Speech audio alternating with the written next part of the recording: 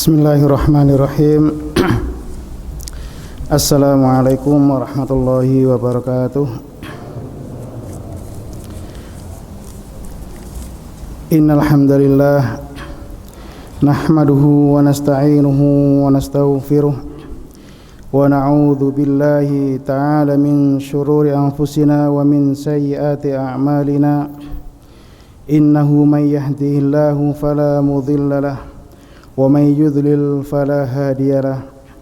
Asyhadu an la ilaha illallah wahdahu la syarika lah wa asyhadu anna Muhammadan abduhu wa rasuluh.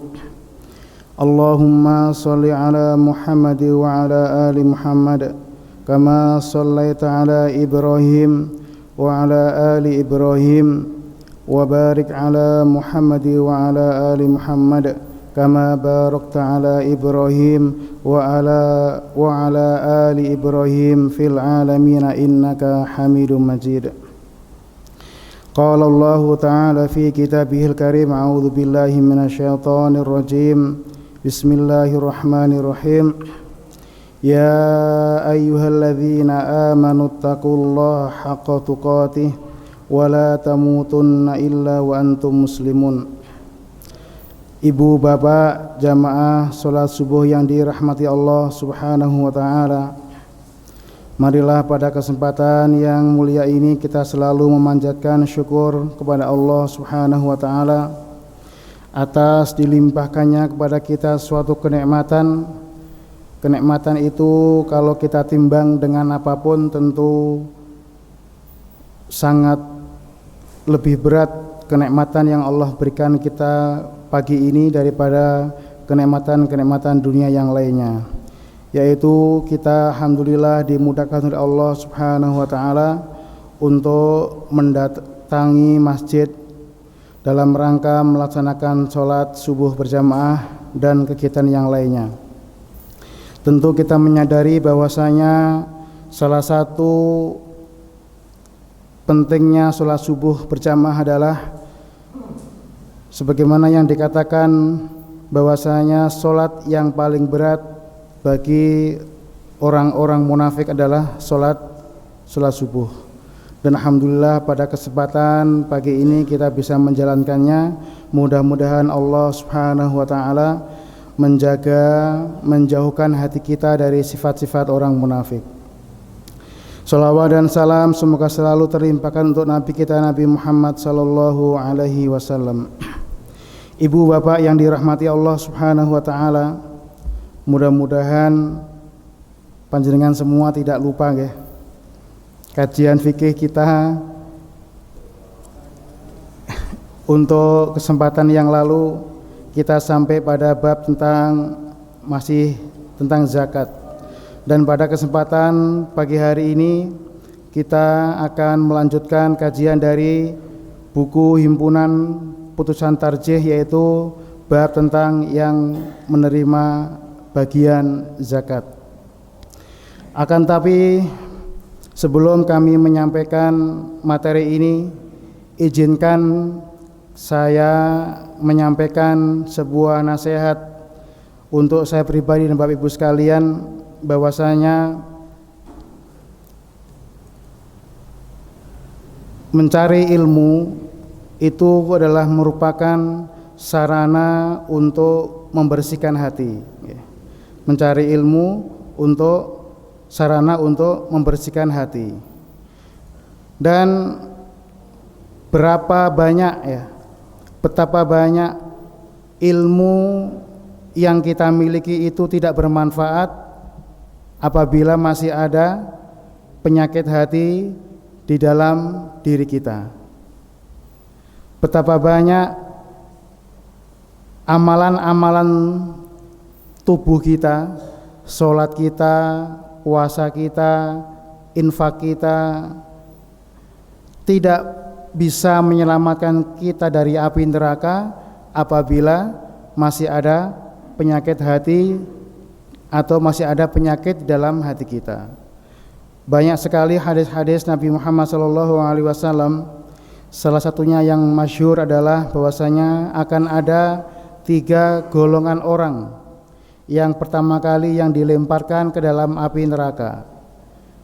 Bukan dari ahli maksiat, bukan dari orang-orang yang banyak berbuat kesalahan, tapi banyak dari orang-orang yang berbuat kebaikan. Di antaranya orang yang banyak bersedekah, orang yang banyak mempelajari Al-Quran, orang yang banyak menuntut ilmu, ya. Akan tapi hatinya tidak selamat dari penyakit. Dan kita juga diingatkan oleh Allah Subhanahu wa taala bahwasanya kita sekali-kali jangan merasa kita ini tidak mungkin mempunyai penyakit hati. Setiap orang, siapapun orangnya, kecuali yang dirahmati Allah Subhanahu wa taala dan Nabi kita Nabi Muhammad sallallahu alaihi wasallam, itu pasti akan memiliki penyakit hati. Allah mengatakan, wa nafsi wa ma sawwaha fa'alhamaha fujuraha wa taqwaha. Jadi dalam diri kita itu sudah diberikan dua jalan. Ada yang fujur dan ada yang takwa. Nah, kalau kita termasuk orang-orang yang bertakwa, insya Allah kita akan selalu berusaha untuk membersihkan hati kita. Dan oleh karena itu, ibu bapak yang dirahmati Allah Subhanahu wa taala, salah satu penyakit hati yang harus kita selalu berlindung dari Allah Subhanahu wa taala, berlindung kepada Allah dari penyakit tersebut adalah penyakit ghil, yaitu rasa dengki, rasa mangkelan, ya, nesunan, ngamuang, ya, kepada saudara semuslim kita. Artinya apa? Artinya kita tidak salamatus sadr. Artinya kita gampang emosi dengan sesuatu yang dilakukan oleh saudara kita tanpa kita mengerti permasalahannya dulu. Maksudnya saudara ini bisa teman-teman satu jamaah kita, teman-teman satu pengajian kita, bisa juga keluarga kita, anak, istri kita, ataupun murid-murid kita dan sebagainya. Ini yang hari ini para ulama kita itu mengingatkan.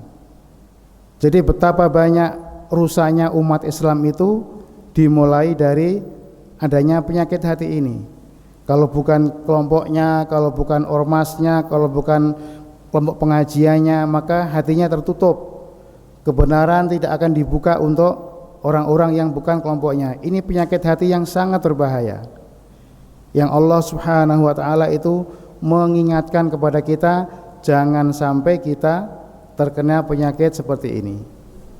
Mengapa? Kalau kita sampai terkena penyakit ini, maka berarti loyalitas atau wala barok kita bukan kepada Islam tapi kepada kelompok.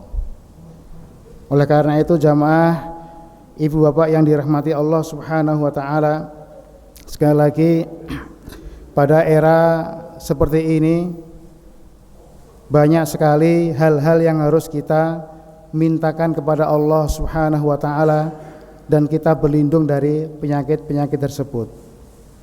Kemudian penyakit kedua yang perlu kita memohon kepada Allah Subhanahu wa taala untuk berlindung darinya adalah penyakit di mana kita senang menceburkan diri ke dalam fitnah, ya. Menceburkan diri ke dalam fitnah. Fitnah ini bisa berupa fitnah harta, bisa berupa fitnah kekuasaan, atau fitnah-fitnah lain yang membuat kita itu sulit untuk kembali kepada Allah Subhanahu wa taala. Salah seorang teman menceritakan bahwasanya dia itu mengajak temannya untuk ikut pengajian, untuk mengaji, untuk melakukan hal yang baik. Kemudian yang diajak ini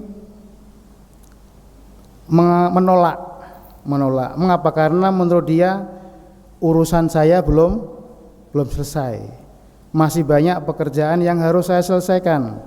Masih banyak urusan yang harus saya tangani. Berkali-kali diajak, dia tetap menolak dengan berbagai macam alasan. Anaknya begini, mungkin besok ngurusi cucu atau lain sebagainya. Saking cintanya teman yang mengajak kepada orang ini, kemudian suatu pagi dia diajak, ikut saya katanya. Kemana?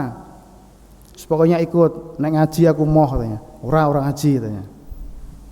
Naik mobil keliling-keliling, kemudian teman itu masuk ke dalam kuburan, Pak, dalam area kuburan. Wah, semakin kaget lagi ini, loh malah mrene katanya. Nek mrene ra entuk apa-apa, nek ngaji kan sapa ngerti dapat konsumsi, dapat snack, dapat relasi dan sebagainya. Kemudian teman itu tetap memaksa turun kepada temannya itu. Kemudian dikatakan, lihatlah orang-orang yang saat ini berada di alam kubur. Apakah orang ini ketika dia mati, ketika dia meninggal, apakah urusan dunia selesai? Apakah semuanya sudah pensiun? Dan yang pensiun pun apakah merasa urusannya rampung? Tidak ada. Manusia itu sudah ditakdirkan tidak akan pernah merasa rampung, tidak akan pernah merasa puas dengan urusan dunianya. Lihatlah orang-orang itu. Ada yang meninggal ketika umur berapa? 40 tahun. Ada yang meninggal ketika suksesnya karir dia, tapi kematian sudah mendatangi sebelum urusannya selesai. Apakah kamu ingin menunggu seperti mereka? Maka kata dia, jauhkan dirimu dari fitnah. Mengaji, mensilaturahim, mendatangi saudara dan sebagainya, itu adalah urusan akhirat yang tidak akan bisa kita lakukan kecuali orang-orang yang dirahmati oleh Allah Subhanahu wa taala. Maka intinya daripada nasihat ini yang kedua ini adalah bahwasanya marilah kita memohon kepada Allah Subhanahu wa taala, siapapun kita, berapapun kita usianya, bahwasanya kematian itu tidak akan datang, harus nunggu urusan dunia kita selesai dulu. Maka kerjakanlah akhirat, insya Allah urusan dunia kita akan ditanggung oleh Allah Subhanahu wa ta'ala. Jadi Bapak Ibu yang dirahmati Allah Subhanahu wa ta'ala, ini dua nasihat atau dua penyakit hati yang oleh para ulama kita di era seperti ini, supaya kita memohon kepada Allah Subhanahu wa ta'ala terlindung darinya. Tadi yang pertama adalah bagaimana hati kita itu selamat daripada yang namanya ghil, kepada semua orang yang mengaku muslim, kecuali orang-orang yang jelas-jelas memproklamirkan permusuhannya kepada orang Islam dan Islam. Karena salah satu daripada efek bersihnya hati dari ghil kepada sama umat Islam itu memudahkan kita untuk masuk surga. Belum lama kita mendengar kisah yang luar biasa, bukan pada zaman pendahulu kita, tapi di era kita dan belum lama ini, yaitu riwayat meninggalnya seorang pejabat wali kota Bandung, yang hal itu baru diketahui setelah beliau meninggal. Sebagaimana info yang sampai kepada kita, beliau meninggal hari Jumat ketika diundang untuk khutbah di Masjid Muhammadiyah, Masjid Muhajirin ya. Kemudian beliau sholat sunnah 2 rakaat, kemudian habis sholat pas jatahnya mau naik, kemudian Allah Subhanahu wa taala memanggil atau mencabut nyawanya. Usut punya usut, ternyata kisah dari yang disampaikan istrinya, beliau itu mempunyai ritual yang luar biasa. Jadi ibaratnya pejabat, apalagi wali kota, itu tentu banyak orang yang tidak suka daripada sukanya, apalagi musuh-musuh atau lawan-lawan politiknya. Nah, ternyata beliau ini setiap mau tidur itu mempunyai ritual, itu apa? Duduk termenung, mengambil air wudhu, kemudian apa? Mengingat semua hal-hal tidak baik yang beliau alami, yang dilakukan oleh orang lain kepadanya, kemudian dia mengatakan, aku memaafkan semuanya ya. Jadi dia mengatakan, semua orang yang berbuat tidak baik kepada saya hari ini, sebelum saya tidur, saya maafkan semuanya. Dan pernah suatu ketika beliau lupa melakukan hal seperti ini, sehingga tidurnya tidak tenang. Oh, kalau orang bilang apa Ibu? Lisak-lisik seperti itu. Nah, kemudian terbangun, ditanya sama istrinya, kenapa? Saya lupa, belum memaafkan orang-orang yang saya merasa disakiti hatinya. Akhirnya terus dia memaafkan, dan Allah Subhanahu wa taala menutup hidupnya dengan sesuatu yang demikian. Mudah-mudahan beliau dalam keadaan husnul khotimah, dan kita semuanya juga bisa mengikuti jejak beliau. Hal ini pernah terjadi pada zaman Nabi Muhammad SAW. Ketika Nabi Muhammad SAW berbicara kepada para sahabat seperti ini, tiba-tiba Nabi Muhammad mengatakan, akan datang kepada kalian seorang penghuni surga. Nah, sahabat bertanya, loh, di sebelah kita ini ada orang-orang yang luar biasa, kok masih ada saja orang yang tidak dikenal tapi sudah dijamin oleh Rasulullah Muhammad SAW sebagai apa? Penghuni surga. Kemudian datang orangnya, ternyata orangnya orang yang tidak terkenal, janggutnya masih penuh dengan air wudhu, masih basah seperti itu. Kemudian sahabat ya, Abdullah, dia penasaran amal apa yang membuat dia itu bisa dijamin masuk surga sementara dia masih di dunia. Telisik, ternyata dia selalu melakukan hal yang sama, yaitu apa? Sebelum tidur dia memaafkan orang-orang yang menurut dia menyakitinya. Sholat tahajudnya juga tidak mulai jam 1. Sholat tahajudnya sebagaimana diriwayatkan itu dimulai ketika mau menjelang subuh. Mepet, belum banyak. Puasanya juga demikian, tidak banyak. Tapi beliau atau sahabat tersebut memperhatikan hatinya lebih banyak daripada memperhatikan amalan-amalan badannya. Oleh karena itu jamaah yang dirahmati Allah Subhanahu wa taala, hari ini kita dihadapkan kepada suatu fenomena di mana dunia teknologi itu membuat lompatan, membuat percepatan di urusan-urusan dunia kita. Yang sekarang masih dinas, masih aktif, betapa banyak urusan-urusan kantor yang munculnya malam hari, besok pagi harus selesai. Nota dinas, semua pegawai disuruh buat laporan, munculnya malam-malam, pagi hari harus selesai, atau pagi hari muncul, sore hari harus selesai. Jadi ini salah satu efek daripada manfaat positif dunia teknologi, yaitu cepat sekali perubahan dunia, cepat sekali hal-hal yang harus kita kerjakan, sehingga hidup kita itu yang kalau masih aktif itu sulit untuk tidak lepas dari HP. Jadi HP ini harus selalu di tangan, selalu kita cek ada enggak tuh surat tugas, ada enggak sesuatu yang harus kita kerjakan, sehingga hal yang demikian sedikit banyak membuat kita kadang-kadang lupa dengan urusan hati kita. Maka inilah yang diingatkan oleh para ulama kita di era seperti ini, sehingga Bapak Ibu muncul fikih yang baru, namanya apa?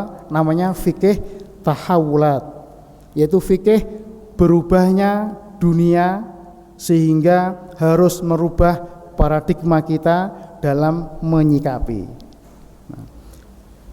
Bapak Ibu yang dirahmati Allah Subhanahu wa taala, jadi itulah prolog sebelum kita kembali melanjutkan kajian fikih kita yang lama kita tidak lanjutkan kembali, yaitu tentang mengkaji himpunan putusan tarjih Muhammadiyah, ya, yang kita korelasikan dengan fikih mazhab yang ada.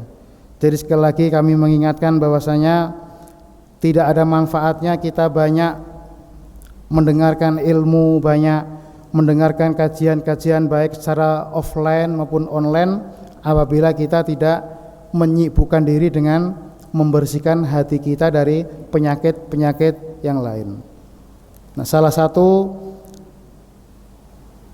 penyakit hati yang menimpa para thalibul ilmi, baik yang ngajar maupun yang diajar, itu adalah yang pertama suka dipuji. Ini bagi siapa? Bagi pengajarnya. Misalnya, wah Pak, apik Pak temamu Pak, katanya gitu misalnya. Jamaah jadi seneng katanya. Wes cetho masalahnya katanya gitu.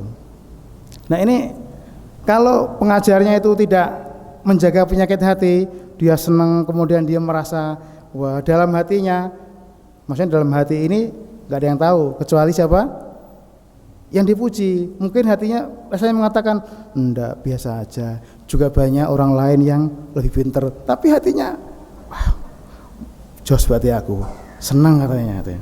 Nah ini berarti sesuatu yang harus kita jaga. Ini masalah Pak. Kalau penceramah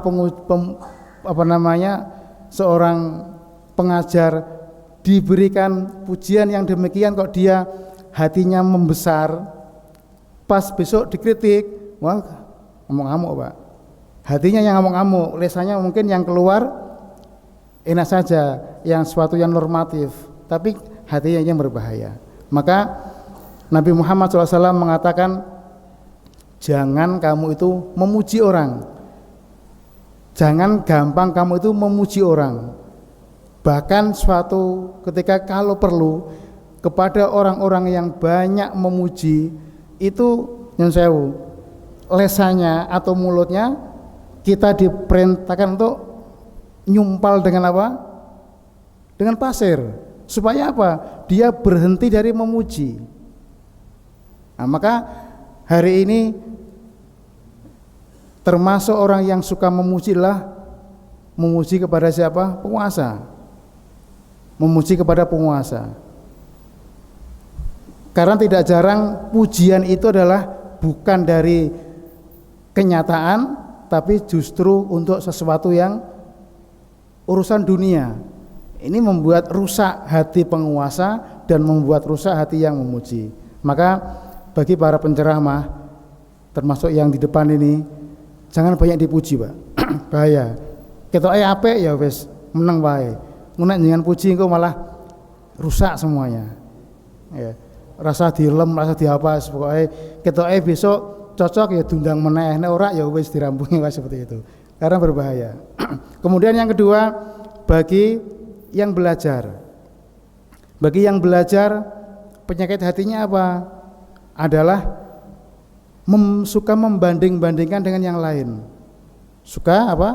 Membanding-bandingkan dengan yang lain.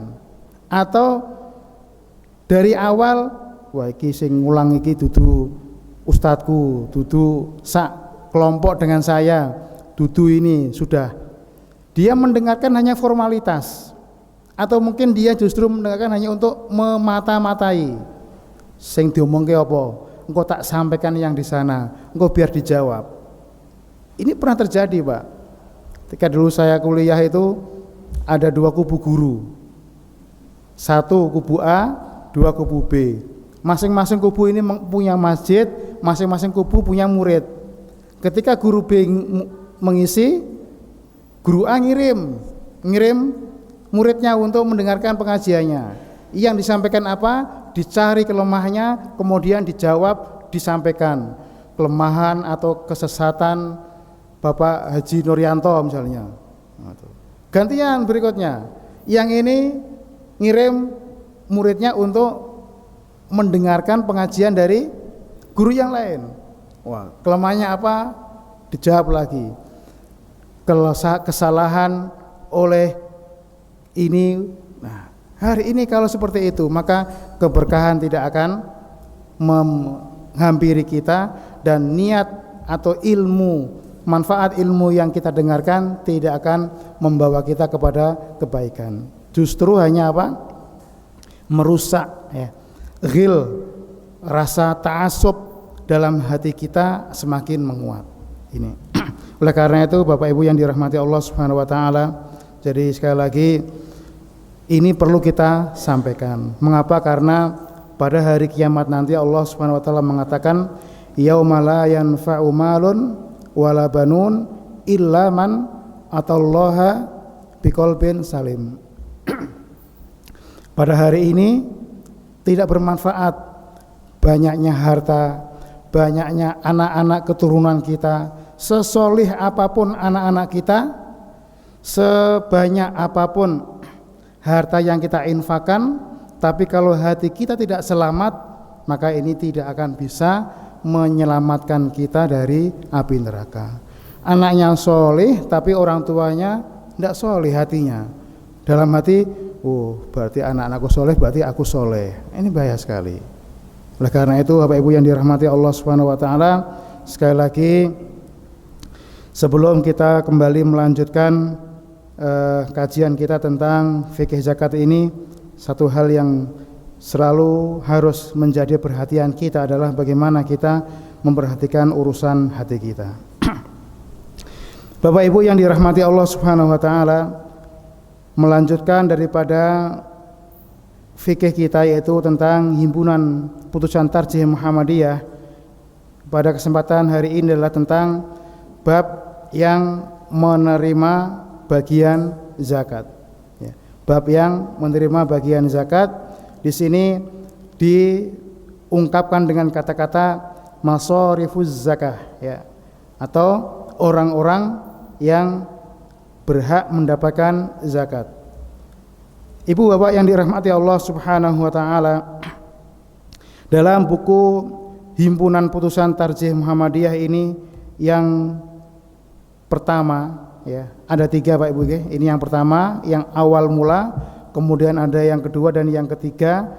Yang pertama ini disebutkan badiru bisorfiz zakah, segerakanlah mengeluarkan zakat hartamu. Artinya apa? Artinya apabila kita sudah termasuk daripada orang-orang yang wajib mengeluarkan zakat atau yang disebut dengan muzaki, maka ini sifatnya tidak boleh ditunda. Apa Pak Ibu? Tidak boleh ditunda, harus segera. Harus segera. Dulu sudah kita terangkan zakat ini ada 2, ada zakat mal, ada zakat fitrah. Zakat fitrah ini waktunya dan kriterianya juga sangat jelas. Waktunya hanya setahun sekali dan waktunya menjelang hari raya Idul Fitri. Seandainya ada percepatan, para ulama kita menyampaikan maksimal paling cepat itu H-2 atau H-3. Dan yang paling bagus adalah sebelum sholat Id itu. Nah, tentang zakat mal ini dulu sudah kita sampaikan ada beberapa macam. Ada zakat tanaman, ada zakat hewan, ada zakat emas dan perak, ada zakat perdagangan.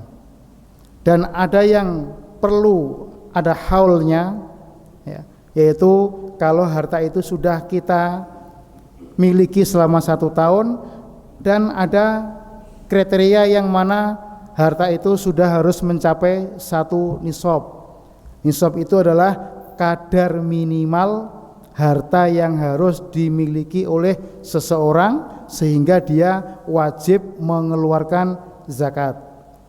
Nah, ini sebentar lagi ya, para petani kita insya Allah juga akan menjadi muzaki yang kira-kira mungkin 1 atau 2 bulan lagi, yaitu panenan ya, panen pertanian.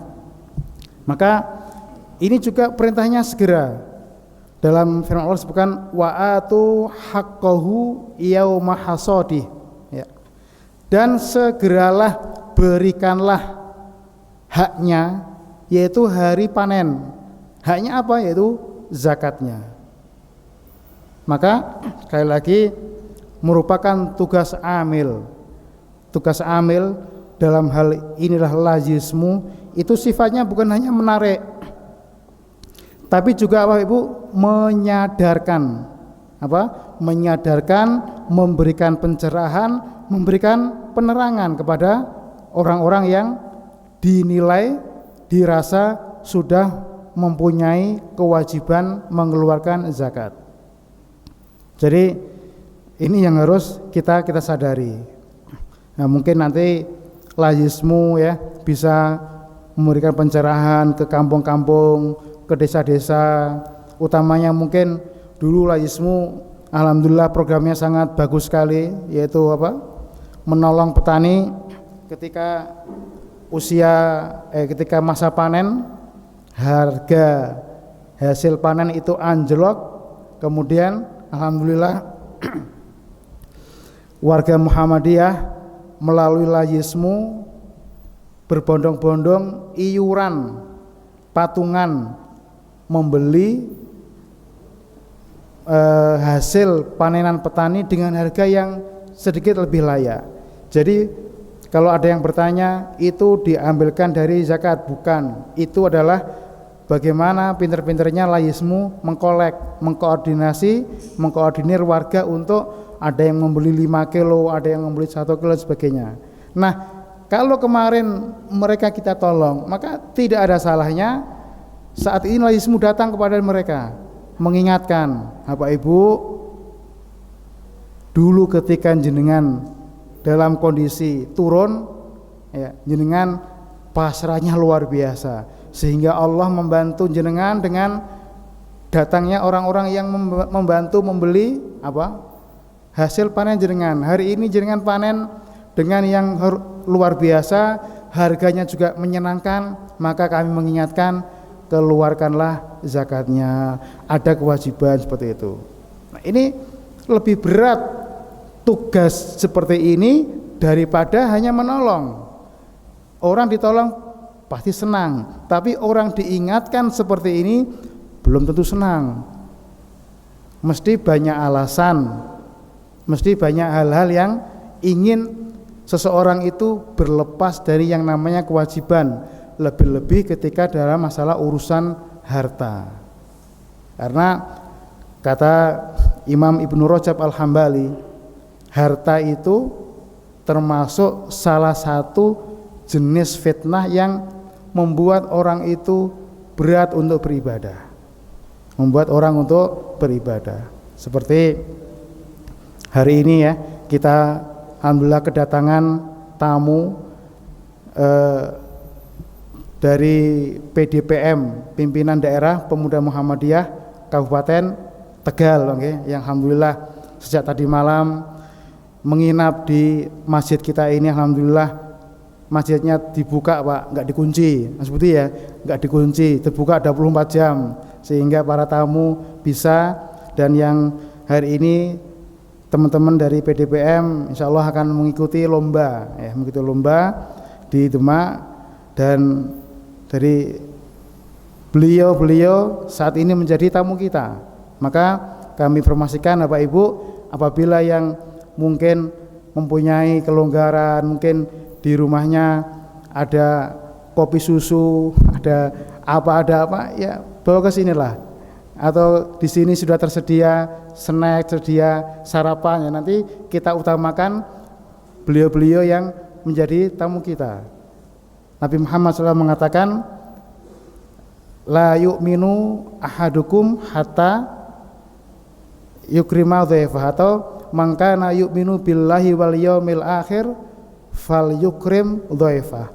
Barang siapa yang beriman kepada Allah dan hari akhirnya, maka hendaknya dia memuliakan tamu.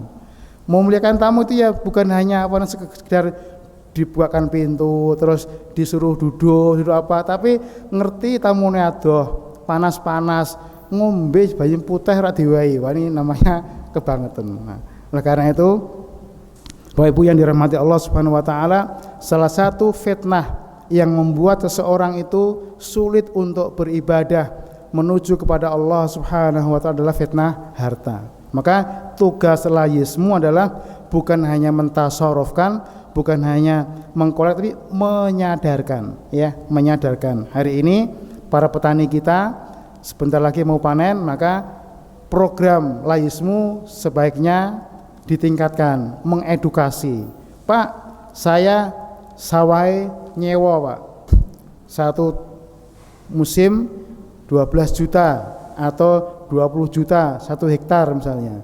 Kemudian saya untuk operasional ini utang Pak, utang. Apakah ketika panen semua biaya ini harus saya kurangi, atau hasil apa adanya saya keluarkan zakatnya, kemudian baru sisanya saya pakai untuk macam-macam ini. Nah, ini tugas layismu juga. Jadi amilnya harus tahu ya, amilnya harus tahu. Alhamdulillah di layismu ini ada komposisinya, ada dewan syariahnya, ada pengawasnya, ada pengurusnya. Jadi hal-hal seperti ini harus tahu. Kemudian juga mungkin sebentar lagi mau tahun baru, tutup tahun berapa? 2021, masuk di 2022. Pak, saya tuh biasanya ngitung usaha saya, tutup bukunya itu adalah akhir tahun Masehi. Apakah menghitung haulnya, putaran 1 tahunnya itu boleh di bulan-bulan seperti ini, atau harus puasa Pak, bulan-bulan Ramadan? Nah, hal-hal seperti ini menjadi kewajiban daripada layismu, dan sepertinya di dalam catatan saya ini pernah kita sampaikan dulu ya, dulu saat saya membahas bab tentang zakat emas dan perak. Dan ini tadi saya lihat-lihat masih ada pertanyaan dari jamaah dulu nih. Apakah bolehkah orang yang belum berkewajiban zakat itu zakat? Kemudian ada sapi dan kerbau yang dipakai untuk kerja, apakah halal dimakan dagingnya dan sebagainya. Ini pertanyaan yang mengindikasikan bahwa permasalahan zakat ini dulu juga pernah kita sampaikan. Tapi yang namanya manusia itu mempunyai nikmat, bukan penyakit Pak ya, mempunyai nikmat itu apa? Lupa ya, lupa itu nikmat ya, lupa itu nikmat. Bisa menjadi nikmat, bisa menjadi penyakit. Menjadi nikmat apa?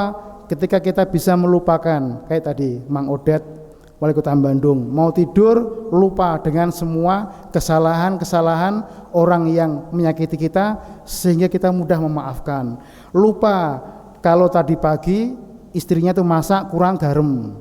Lupa kalau kemarin suaminya belum ngasih uang. Nah, ini lupa yang menjadi nikmat, sehingga apa?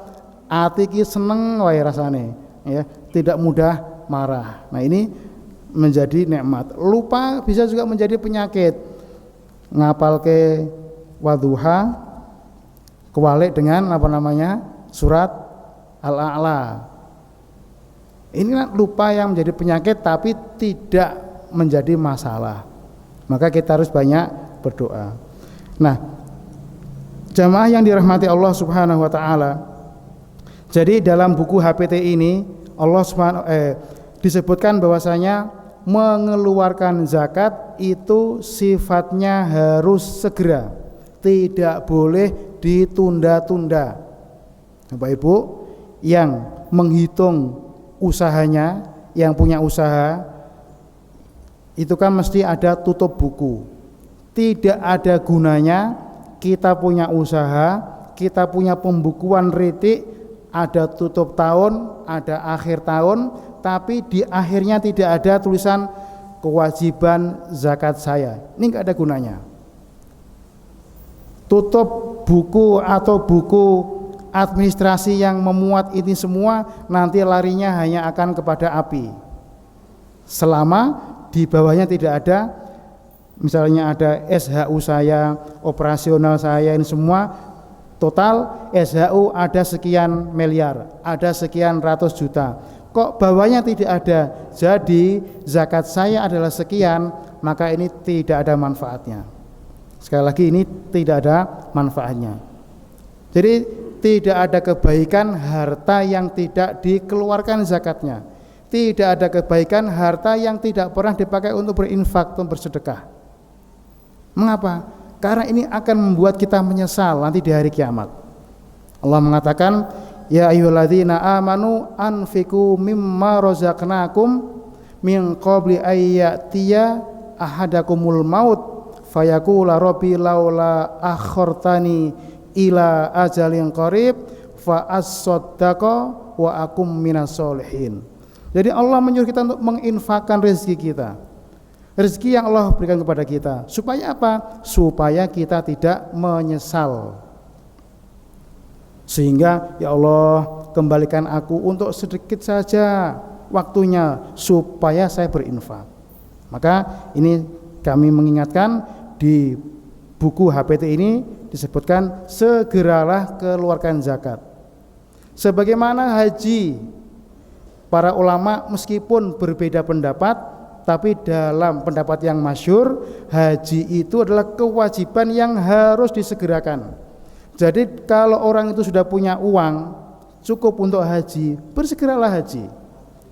Mengapa disebutkan? Karena kamu tidak akan tahu nanti itu yang terjadi seperti apa. Mungkin kamu sakit, mungkin kamu itu hartamu habis, mungkin kamu akan ada hal-hal yang lain. Nah, seperti hari ini Bapak Ibu. Jadi akhirnya kita menyadari haji itu betul-betul apa? Panggilan siapa? Allah Subhanahu wa taala. Dulu 5 atau 10 tahun yang lalu, orang ketika punya uang 50 juta, di mana-mana engko sik, nggo modal dhisik, nggo nyekolahke anake dhisik, nggo iki dhisik. Sekarang kalau punya uang 50 juta, hajinya kapan Bapak Ibu? Untuk Demak ini info terakhir, hari ini kita daftar haji, berangkatnya 30 tahun lagi. Ada yang daerah sampai 40 tahun lagi. Ada yang begitu di Malaysia itu lahir langsung daftar haji, hajinya berapa? 40 tahun lagi. Maka hari ini kita akan mendapatkan fakta bahwasanya apa yang disebutkan oleh para alim ulama kita pada zaman dahulu, maka suatu saat pasti akan terbukti. Maka sekali lagi, apa yang disampaikan di HPT ini, segeralah keluarkan zakat jika sudah mencapai nisab. Ora usah ditunda-tunda dulu. Mengapa? Yang namanya harta itu sesuatu yang melenakan. Hari ini kita punya uang, infaklah, bersedekahlah. Meskipun belum mempunyai kewajiban zakat, atau meskipun harta kita belum sampai kepada apa? Pada nisab. Mengapa? Karena suatu saat bisa jadi kita akan menjadi miskin. Yang kita berangan-angan, ya Allah, mbok aku duwe duit 1 miliar, aku akan infak, aku akan bayari orang-orang yang tidak bisa sekolah, aku akan yang ini. Mbok ya aku duit 100 juta, begini-begini. Karena apa? Dulu ketika dia punya uang banyak, dia tidak mau menggunakan. Maka hadis Nabi Muhammad SAW yang diriwayatkan Imam Hakim dari Ibnu Abbas, igtanim khomsan qabla khomsin, manfaatkan 5 hal sebelum datangnya 5 hal. Kayamu sebelum miskinmu. Dulu ketika kaya, uang habis kita pakai untuk plesir, banyak bermewah-mewah dan sebagainya. Ketika miskin, ketika harta berkurang, maka mungkin dia akan diuji oleh Allah, dia akan banyak emosi. Ini cerita Pak, zaman pandemi kemarin itu kan banyak usaha yang tutup, kolab itu. Tapi ada satu teman yang itu ya usahanya kolab, payu barangnya ra ono sing tuku didol, tapi dia tenang saja. Anaknya tetap baik-baik, sehat-sehat, ibadahnya tetap lancar jaya, tidak berkurang, tenang hidupnya. Setelah kita telisik, rahasianya apa? Rahasianya dulu ketika usaha saya masih jalan, ketika usaha saya masih berjalan, masih ada pemasukan, masih bagus, alhamdulillah saya banyak berinfak. Anak-anak saya ajari untuk begini. Artinya uangnya tidak hanya habis untuk kepentingan pribadi. Maka ketika dia miskin atau hartanya berkurang, dia diberikan ketenangan batin oleh siapa? Oleh Allah Subhanahu wa ta'ala. Maka hadis ini didukung oleh hadis lain dalam Imam Bukhari mengatakan badiru bil a'mali sholihah fitanan kaqita'il laili muzliman. Jadi bersegeralah kamu berbuat baik saat kamu mampu. Saat masih muda, luangkan waktu untuk belajar, untuk berbuat yang baik. Saat masih kaya, sisihkan harta untuk sedekah. Saat masih longgar, gunakan waktu untuk mengaji, untuk belajar, untuk silaturahim dan sebagainya. Saat masih hidup, perbanyak untuk ibadah. Kaki ta'il laili mudhiman, sampai jika nanti kamu datang fitnah, kamu akan dijaga oleh Allah Subhanahu wa ta'ala. Tapi kalau saat kamu mempunyai kesempatan untuk banyak berbuat baik, tapi tidak kamu gunakan, maka saat kamu hilang dicabut nikmat itu, kamu juga akan diberi azab oleh Allah Subhanahu wa ta'ala. Ini nyun sewu Bapak Ibu, saya pernah membaca hadis ini, itu dikorelasikan dengan orang-orang yang ketika masih muda mempunyai pengaruh-pengaruh yang strategis. Ketika masih punya jabatan itu luar biasa, dengan anak buahnya itu Masya Allah, pokoknya luar biasa. Maka ketika dia sudah pensiun, tidak punya jabatan lagi, maka ada penyakit namanya apa? Sindrom power. Mengapa? Karena ketika dia punya kekuasaan, tidak dimanfaatkan untuk membimbing, tidak dimanfaatkan untuk hal-hal yang baik, tapi untuk kepentingan pribadi hawa nafsunya. Maka ketika dia sudah dicabut nikmat kekuasaan ini, maka Allah memberikan dia penyakit namanya sindrom power. Ini oleh para ahli itu dikaitkan dengan hadis badiru bil a'mal. Segeralah berbuat baik, manfaatkan nikmat baik yang kamu berikan oleh Allah kepadamu untuk kebaikan, supaya kalau nikmat ini dicabut dari kamu, Allah membimbing kamu. Maka hari ini yang masih muda-muda ini harusnya banyak mengaca, atau yang nyun sewu sudah usia gratisan, ya, udah usia bonus istilah gitu, ya, usia bonus itu mengingat perkataannya siapa? Perkataannya Fudail bin Iyad dalam bukunya Jami'ul Ulumul Hikam Ibnu Rajab Hambali, dikatakan begini, orang kalau sudah umur 60 ke atas, ibaratnya srengenge matahari itu sudah sudah lengser, gerek nunggu gerek nunggu napa? Lingsir ya, amblese gitu. Ibaratnya orang kalau sudah sore hari itu yang paling baik dikerjakan apa Pak? Macul atau apa habis beraktivitas, itu yang paling baik adalah mandi. Jadi bersih badan. Orang kalau sudah, meskipun secara akal itu tidak bisa paksakan harus nunggu tua dulu, bisa jadi saya habis begini nanti juga Allah mencabut nyawa saya ya.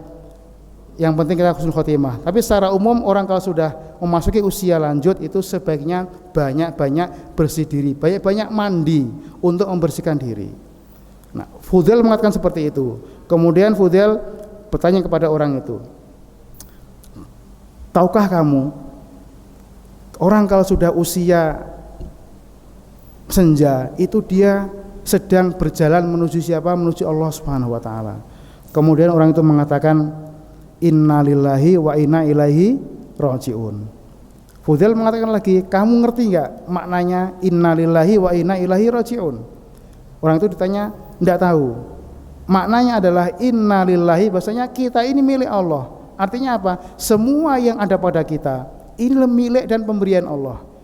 Wa inna ilaihi raji'un, dan hanya kepada Allah lah yang kita akan kembali. Ibaratnya orang itu kalau akan kembali itu kira-kira akan ditanya oleh siapa yang mengirim. Logikanya Pak, kita kalau nyun sewu punya anak kita main sana kemari. Kemudian anak kita pulang menjelang sore atau pulanglah. Apakah kita sebagai orang tua mendiamkan? Tentu tidak, ditanya. Kondinang, kok ngene budhe dikai apa? Ora kaya apa-apa gitu. Mesti akan ditanya. Atau kondi main dari teman, main apa? Mesti akan ditanya. Walillahil masalul a'la, dan demikianlah juga Allah lebih tinggi. Maka kata Fudail bin Iyad, kalau kamu ditanya oleh Allah, yang paling baik kamu kerjakan apa? Orang itu menjawab, tidak tahu. Fudail mengatakan yang paling baik harus kita siapkan adalah jawabannya. Kemudian dia mengatakan begini, terus bagaimana saya harus menjawab? Fudail mengatakan begini Pak, ahsin fima baqo, jadi perbaikilah sisa hidupmu, tughfar lima madho, kamu akan diampuni di masa lalumu. Jadi kalau di sisa akhir hidup kita ini kita banyak gunakan untuk memperbaiki hati kita. Sampun sepuh, sampun sore nggih rasah kakeyang nonton sinetron, rasah kakeyang buka WA iku isine nek rak mung guyon, nek rak mung ngrumpi, nek rak mung macem-macem. Nggih.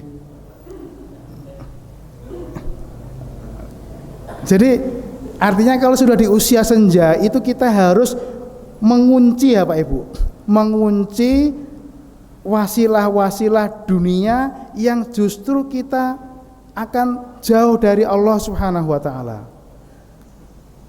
Perbanyak membaca Al-Qur'an, perbanyak menghafal. Alhamdulillah di Darussalam ini oleh Ibu Aisyah nggih diadakan pelajaran Quran bagi lansia. Ya, saya terus terang terenyuh, sudah usia lanjut merasa belum bisa membaca Al-Qur'an tapi belajar membaca Al-Qur'an. Maka kita doakan ya, mudah-mudahan yang ngajar, yang belajar dan yang memakmurkan masjid ini mendapatkan rahmat dari Allah Subhanahu wa taala dan ditutup hidupnya dalam keadaan husnul khotimah. Jadi kita harus mengapresiasi dan perlu juga para bapak-bapak ya, sudah dimulai setiap maghrib ya, habis maghrib kalau bisa yang biasanya belum bisa ngaji belajar mengaji ya Pak Ibu. Muga-muga panjenengan lagi sinau terus ngaji, alhamdulillah, terus Allah berkenan ya, Allah menutup hidup kita semua dalam keadaan sedang belajar mengaji. Ini nikmat yang luar biasa. Nikmat yang luar biasa. Ya, apalagi di zaman fitnah seperti ini. Maka saya menghimbau di masjid ini melalui takmir Pak Suyitno dan bagian kegiatan lainnya, kita buka para lansia yang sepuh-sepuh yang belum bisa membaca Al-Qur'an, kita perbanyak waktu-waktu kita untuk mendekatkan diri kepada Allah Subhanahu wa taala, salah satunya dengan belajar Al-Qur'an. Belum lama ini kita kemarin diperdengarkan ya, seorang ibu usia kurang lebih hampir 70 baru bisa menghatamkan hafalan Al-Qur'annya berapa Pak? 30 juz. Bayangkan, usia mau 70, diwisuda di pondok pesantrennya A'agim. Luar biasa. Itu kenikmatan yang luar biasa. Maka mudah-mudahan nanti Masjid Darussalam memwisuda para jamaah lansianya. Wisuda apa? Tidak apa-apa meskipun baru lulus qiraati Pak. Itu lebih baik daripada kita sibuk ngurusi WA aja.